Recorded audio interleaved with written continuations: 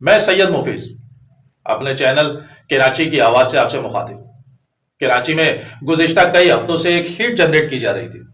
یعنی لسانی فسادات کی باقاعدہ منصوبہ بندی کی جا رہی تھی اور دونوں اطراف سے نفرت، تعصب اور لسانی تقسیم کو ہوا دی جا رہی تھی۔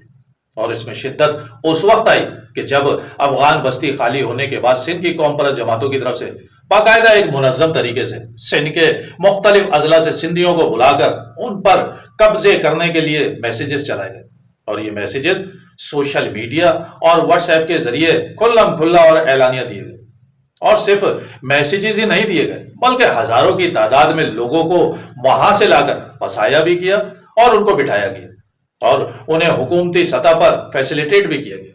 اور جب یہ سلسلہ شروع ہوا تو کراچی والوں کی طرف سے اس کا رد عمل آنا شروع ہوا،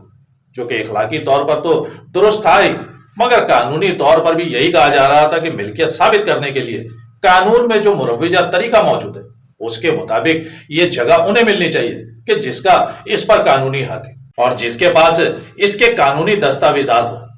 اور اگر یہ جگہ سرکاری ملکیت ہے تو اسے سرکاری تحویل میں لے لینا چاہیے۔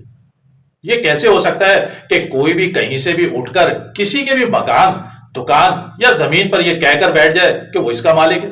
یہ شاید اندرون سندھ میں تو ممکن ہے کہ جہاں علاقے کا با اثر وڈیرا یا جاگیردار غریب سندھی ہاریوں کی جگہوں پر بیٹھ کر یہ دعویٰ کر دیتا ہے کہ جہاں تک نظر جا رہی ہے وہ اس کے پرکھوں کی جگہ ہے، لیکن یہ کراچی ہے کہ جہاں پلاٹ، مکان یا دکان حلال کے پیسوں سے خرید کر اس کے قانونی دستاویزات بنا کر مالک بنا جاتا ہے۔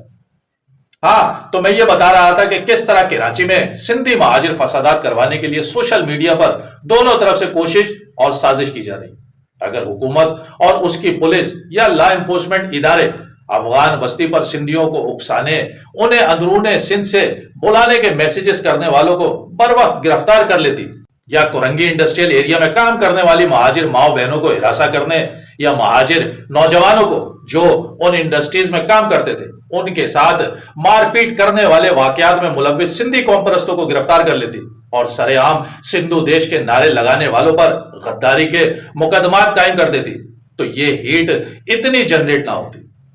مہاجروں کی ایک جماعت کی طرف سے اتنی سخت زبان بھی استعمال نہیں کی جاتی،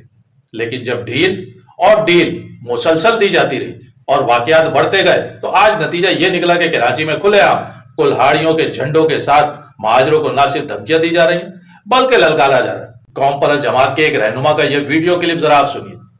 اور اس کے الفاظوں پر غور کیجیے۔ اس کلپ میں جو بات اہم ہے اور قابل غور بھی ہے اور یقیناً سب کے لیے قابل فکر بھی ہے، وہ یہ ہے کہ آج ہم لاکھوں کی تعداد میں کراچی میں موجود ہیں اور مہاجروں کے ٹکڑے ٹکڑے ہو گئے۔ ہمارے پاس کوئی تعصب نہیں ہے، ہم رہبر سندھ سائنس ایم سید کے پیروکار ہیں، ہم شہید بشیر خان کی جدوجہد کے علم بردار ہیں۔ ہم نے ہمیشہ محبت، بھائی چارے کی بات کی ہے، لیکن جب آپ لوگوں نے ہمارے ساتھ تعصب کیا، 1-2 کی بات کی، تو آج دیکھیں آپ لوگوں کے ٹکڑے ہو گئے، لیکن ہم متحد ہو کر آج کراچی میں لاکھوں کی تعداد میں کلاڑی والا جھنڈا لے کر کھڑے ہوئے ہیں۔ یہ ہے ہماری جدوجہد۔ تو میرا اب سوال ان تمام مہاجر اکابرین سے کہ جن کو یہ گمان ہے یا جس کا یہ دعویٰ کرتے ہیں کہ وہ مہاجروں کی یا کراچی کی نمائندگی کرتے ہیں، تو اس سندھی قوم پرست رہنما کی اس بات پر کہ مہاجر ٹکڑے ٹکڑے ہو گئے اور ہم لاکھوں کی تعداد میں کراچی میں موجود ہیں، ضرور اپنے اپنے گریبانوں میں جھانکنا چاہیے اور نہ صرف خود سے یہ سوال کرنا چاہیے بلکہ مہاجر قوم کے سامنے خود کو جواب دہ بھی بنانا چاہیے کہ اس شخص کے اس دعوے کے ذمہ دار کون کون سے مہاجر رہنما، کس نے مہاجروں کی یکجہتی اور اتحاد کو پارا پارا کیا، کس نے اپنے ذاتی اور سیاسی مفادات کی خاطر شہداء کے لہو کا سودا کیا، کس نے مہاجروں کو اپنے ہی شہر میں لاوارث اور اجنبی بنا دیا، کس نے اس شہر کی قیمت پر اپنے بنگلے، کاروبار اور دیگر ڈالے اور ویگو خریدے۔ یہ وہ سوالات ہیں کہ جس کے جوابات اپنے اپنے ضمیر کی عدالت میں کھڑے ہو کر ایک نہ ایک دن ضرور دینا ہوگا، اس لیے کہ مہاجروں کا یا اس شہر کا دشمن سندھی یا دیگر کوئی اور زبان بولنے والا نہیں ہے، نہ ہی کوئی حکومت یا ادارہ ہے۔ آپ کتنے ہی کمزور کیوں نہ ہو، کوئی آپ کے گھر پر اس وقت تک قابض نہیں ہو سکتا جب تک دشمن کے ساتھ آپ کے گھر کا کوئی فرد ملا ہوا نہ ہو۔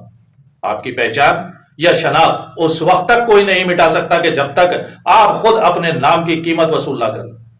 آج آپ لاکھ کوشش کر لیں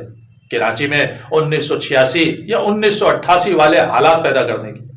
مہاجر یا دیگر کوئی بھی قومیت والا شخص کبھی بھی اس کوشش کا نہ حصہ بنے گا اور نہ اس بین الاقوامی سازش کو کامیاب ہونے دے گا، کیونکہ آج کراچی میں مہاجر تقسیم در تقسیم ہو چکا ہے، اس سے تعلیم، صحت اور روزگار چھینا جا چکا ہے، اور اسے اپنے دشمن کا بھی پتا ہے، تو یقیناً اب وہ کسی بھی جذباتی نعرے کا حصہ بننے کے بجائے اپنے گھر اور اپنے بچوں کے بہتر مستقبل کے لیے جدوجہد کرے، نہ کہ اپنے یتیم بچوں اور بوڑھے والدین اور بیوہ کو ان کے رحم و کرم پر چھوڑ جائے کہ جو اس کی قبر پر کھڑے ہو کر اپنا قد اونچا کرتے رہے۔